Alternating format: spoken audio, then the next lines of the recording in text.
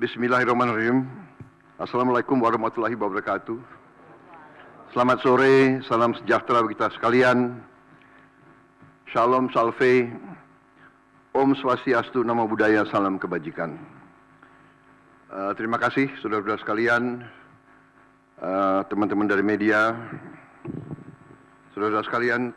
Sore hari ini dari sejak jam 3.50 kurang lebih saya hadir mengikuti rapat tutup tahun dari Menteri Keuangan dan jajarannya. Jadi pada hari ini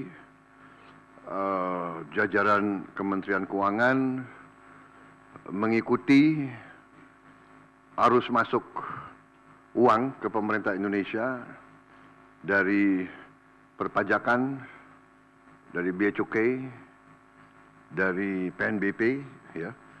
Kemudian karena tepat pada waktu nanti 00,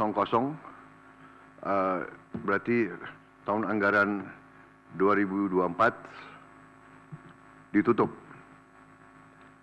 Tadi saya diberi paparan oleh Menteri Keuangan pelaksanaan dari APBN 2024 dan alhamdulillah di tengah tantangan global yang penuh ketidakpastian, penuh ketegangan, penuh penekanan terhadap perekonomian dunia seluruhnya yang mempengaruhi harga-harga komoditas, yang ujungnya mempengaruhi penerimaan kita, juga mempengaruhi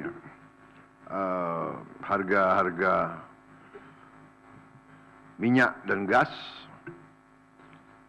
Ternyata kita masih bisa mengelola keuangan negara dengan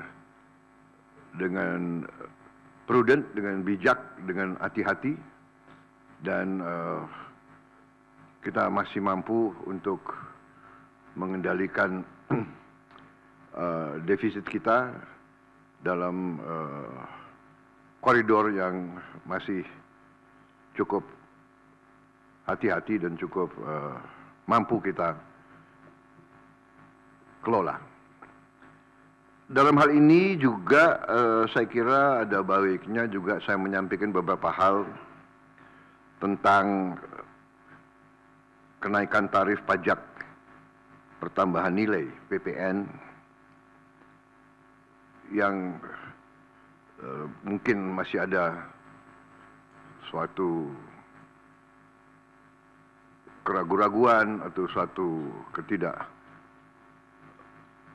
pemahaman, ya, yang tepat, sehingga saya setelah koordinasi dan diskusi dengan Menteri Keuangan dan jajaran beberapa kementerian lain, saya merasa perlu bahwa untuk menyampaikan sendiri masalah PPN 12% ini. Jadi saudara-saudara sekalian, kenaikan tarif pajak pertambahan nilai menjadi 12% ini merupakan amanah, merupakan perintah dari Undang-Undang Nomor 7 Tahun 2021 tentang harmonisasi peraturan perpajakan. Jadi, sesuai kesepakatan pemerintah Republik Indonesia dengan DPR tahun 2021, kenaikan tarif dilakukan secara bertahap dari 10% menjadi 11% mulai 1 April 2022. Ini sudah dilaksanakan.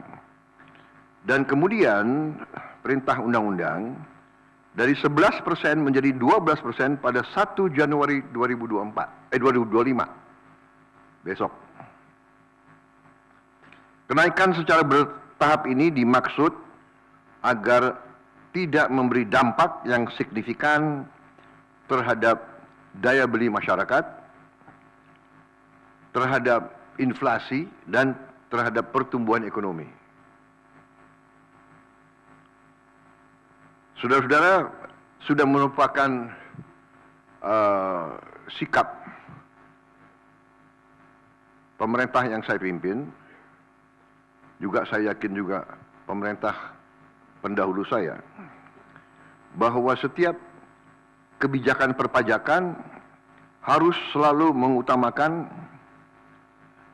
kepentingan rakyat secara keseluruhan, perlindungan daya beli rakyat, serta mendorong pemerataan ekonomi. Komitmen kita adalah selalu berpihak kepada rakyat banyak, berpihak kepada kepentingan nasional, dan berjuang dan bekerja untuk kesejahteraan rakyat. Karena itu, seperti yang sudah saya sampaikan sebelumnya dan telah berkoordinasi dengan DPR RI, hari ini pemerintah memutuskan bahwa kenaikan tarif PPN dari 11% menjadi 12% hanya dikenakan terhadap barang dan jasa mewah. Ya, saya ulangi ya supaya jelas. Kenaikan tarif PPN dari 11% menjadi 12% hanya dikenakan terhadap barang dan jasa mewah. Yaitu barang dan jasa tertentu yang selama ini sudah terkena PPN barang mewah,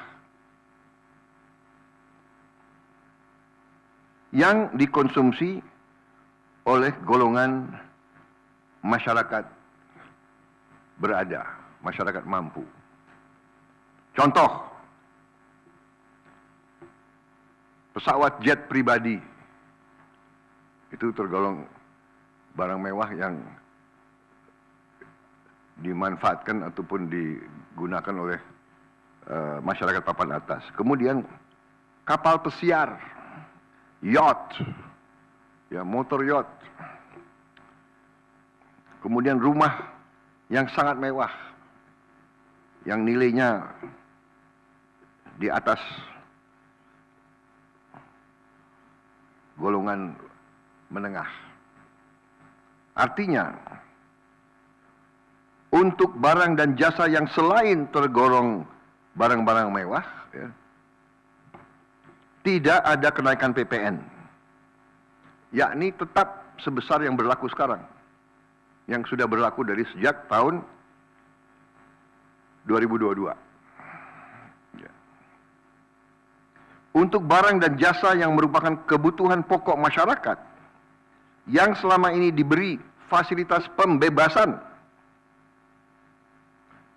atau dikenakan tarif PPN 0%, masih tetap berlaku. Ya, saya ulangi, barang dan jasa yang merupakan kebutuhan pokok masyarakat, yang selama ini diberi fasilitas pembebasan dari pajak, ya, yaitu PPN 0% masih tetap berlaku.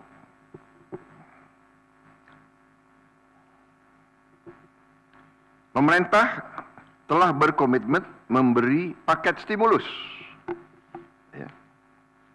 Nilai stimulus itu adalah 38,6 triliun. Seperti yang pernah diumumkan sebelumnya. Bantuan beras untuk 16 juta penerima bantuan pangan, 10 kg per bulan.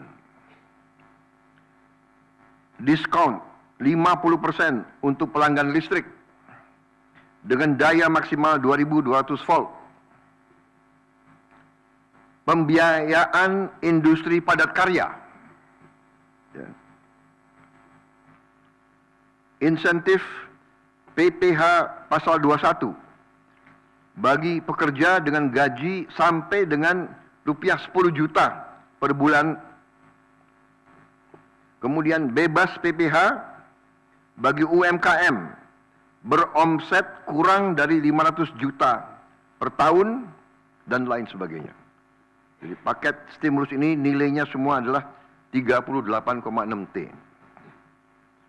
Untuk barang dan jasa yang dibutuhkan oleh masyarakat banyak, yang tetap diberi pembebasan PPN, yaitu tarif 0%, antara lain kebutuhan pokok, beras, daging, ikan, telur, sayur, susu segar, jasa pendidikan, jasa kesehatan, jasa angkutan umum, rumah sederhana, air minum. Saudara-saudara, dengan ini saya kira sudah sangat jelas bahwa pemerintah akan terus berupaya untuk menciptakan sistem perpajakan yang adil dan pro rakyat. Saya kira hal-hal yang lebih teknis akan ditindaklanjuti oleh kementerian-kementerian yang terkait dan semua lembaga yang terkait. Saya kira itu saja dari saya. Terima kasih. Wassalamualaikum warahmatullahi wabarakatuh.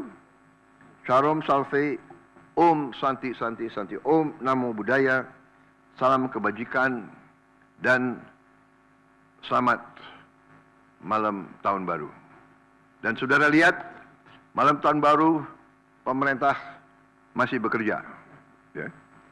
Sampai nanti jam 00.00 pemerintah tetap sebagian besar pejabat ada di kantor masing-masing. Saya kira itu. Sekali lagi, untuk seluruh saudara-saudaraku sebangsa dan setanah air, selamat menghadapi tahun baru. Kita hadapi tahun baru dengan gembira, optimis, percaya diri bahwa Indonesia akan bangkit. Terima kasih. Selesai.